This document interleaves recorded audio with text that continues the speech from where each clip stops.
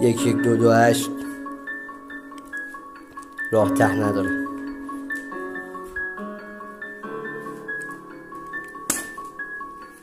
این جاده شب شدم و تو اتاق حیات کنه داره رپ میکنه میخواد بزنه رو دست یه چی دادم به رویت شکست تو که گفتی توی ترم استیف بالا کس قال رپ بیت بگذار بدم تیری به بگ عقل تو چشماشه.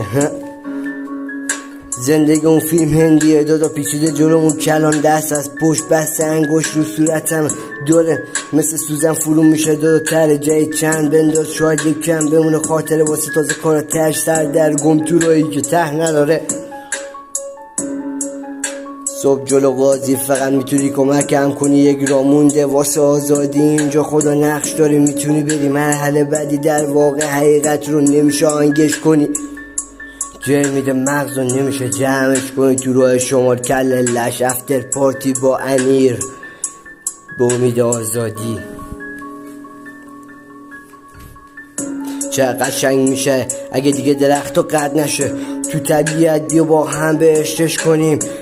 تو این باغ تو ماجراش کرده ازش حرف زده اسطوره بی رپ یه پدیده همه جوره میشه رپش کنی حرفام پاره میکنه بیتو بخوام کار بدم سخت اول داستان همه رو بیکار دیدم میدونی از کف خیابون روزا داره شب میشه چند تا پک تموم یاره بریم پیش سعیدمون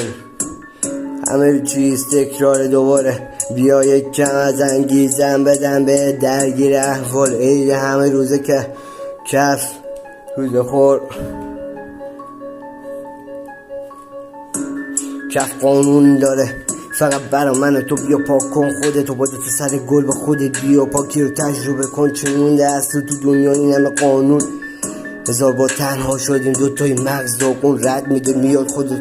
خودتو تسلیم کن به روز جدید دیدی پدید شده هم میپیوندم به آسمون رنگی شروع کن پلن جدید فریاد بزن جلو آینه ولی فرق داره با قبلی رد میکنی هر طور که بتونی از بالای بالکن میپری توی مغز حرفای بدون حد و مرز خدا نمیدونم به ایوب زدی رو دست کلمه پاره از اول آپدیت شده مغز تصور داری برگردی به روزایی که به خوشی رد میکردی میگفتم هیچی سخت نیست میخندی میگم با سیگار شروع میشه خدا میدونه با چی تموم بشه زندگی خلاصه انگار زندگی رو دو دور زدم تنها کیمیک میزدم به درد نمیخوره خودتو برسون بالا حتما